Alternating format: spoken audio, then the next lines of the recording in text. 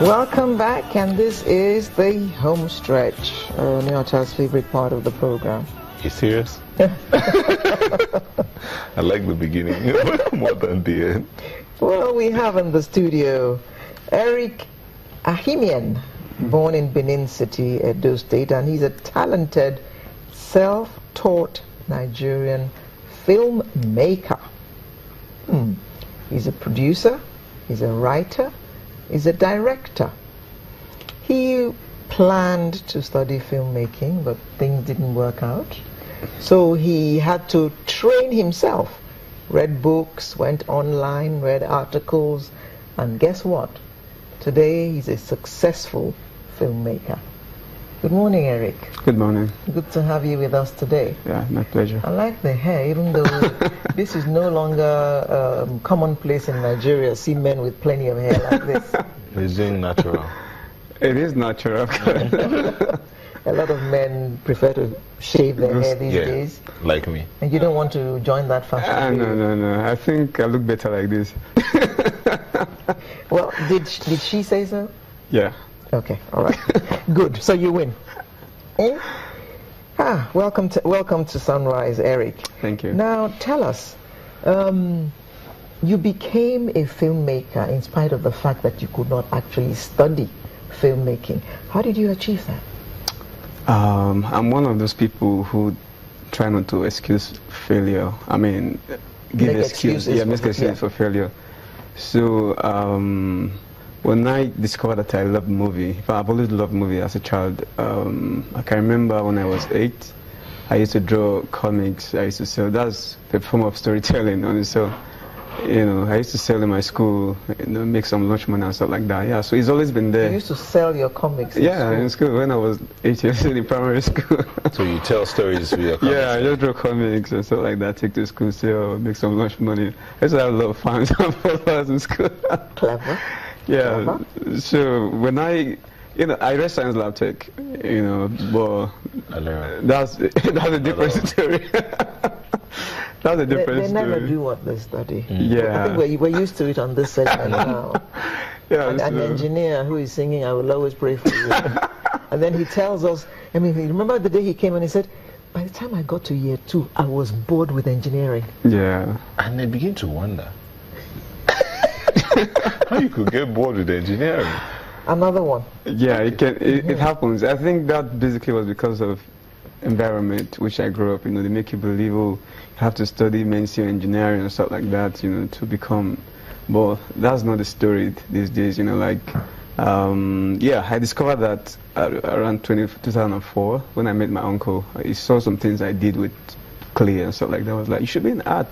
So I started thinking about it. So after some time, I decided to go the way of entertainment. And when I was doing that, I researched and I saw that tuition was very, very high for filmmakers.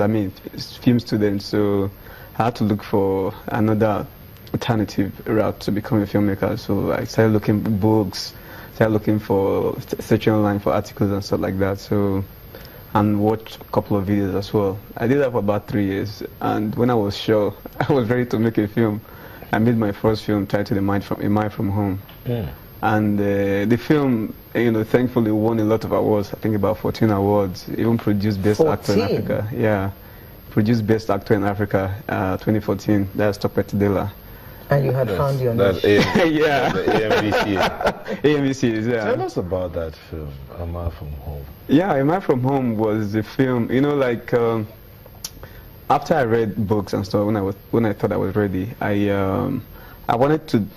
started writing Slow Country. So I read about 20 pages.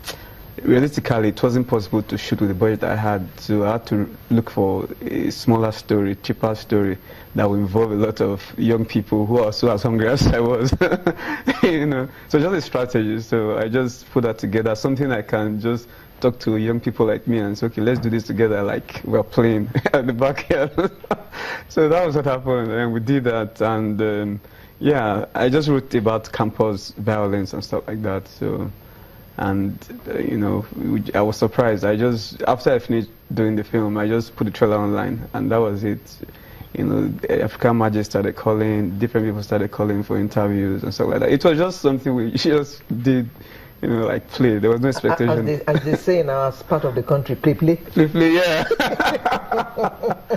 Yeah, so that was what happened. So this is my second feature right now, Slow Country.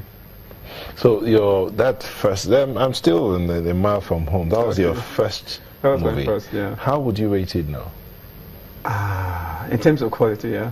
Or in terms of every aspect. Yeah, I think The Mile from Home is very, very dear to my heart. So I'll give it 5 stars. You give it 5 stars. Yeah, because that was my university. What format was it in? It was in it's digital, you know. It was MOV, that's QuickTime. It's, you know, a digital era, so it makes film a lot easier. So you just carry any DSLR camera, run around the street, and come back and send me film. So it's well, it's worked for you, so yeah, it worked for me. Now, how would you grade films that are made in Nigeria now? Yeah, you know, like I said, digital age has made everything easier. Unlike those days when filmmaking was like one rocket science, but now it's, and if in terms of quality, it has greatly improved. In terms of sound, the sound used to be like the major problem in Nigeria, and I'm still doing a lot of research on sound, how to record proper sound in film. And if you even watch Slow Country, you will see that the sound was top notch, as in it's better than than you know regular films you see around. You know, in terms of sound, a lot of films has improved in Nigeria. In terms of picture, a lot of films has improved as well.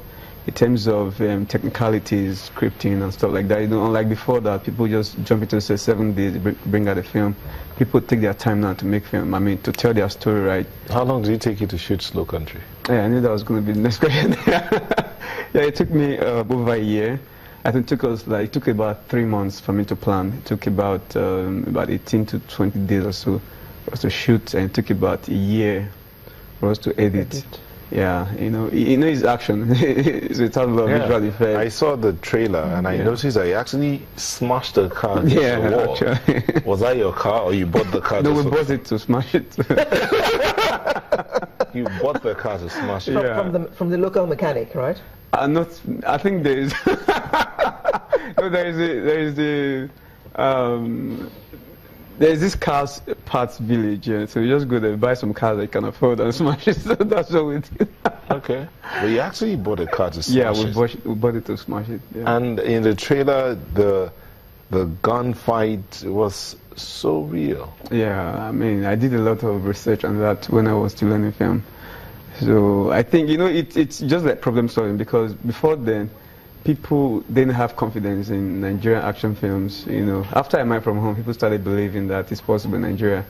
And I even plan to take it further than that, further than what we saw, what we can see so far in Slow Country.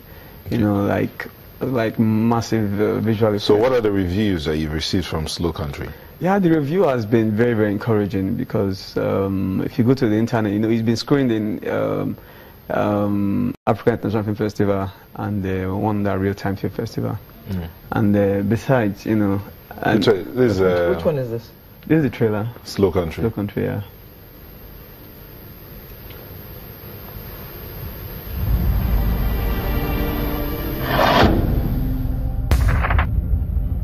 I need you to stay away. What are you talking about? For your own safety. You don't need it, Daddy.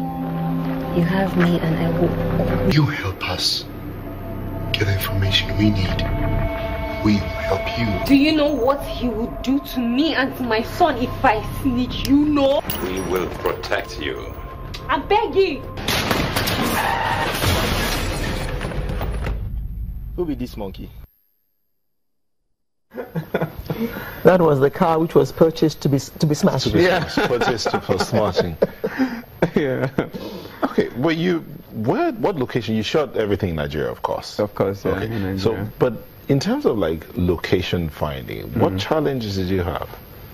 I think it's basically dealing with the locals around, you know, wherever you want to go and shoot, especially let me say Woody, you know, it's called Mekani Village, and you have a lot of people there who want to collect money from you and stuff like that. You give this one, the other person will come and say, you've not settled us, you know. So it was very challenging and very time consuming, you know. And besides that, you know, like, there's still another location that we had quite challenging time finding, which was the warehouse.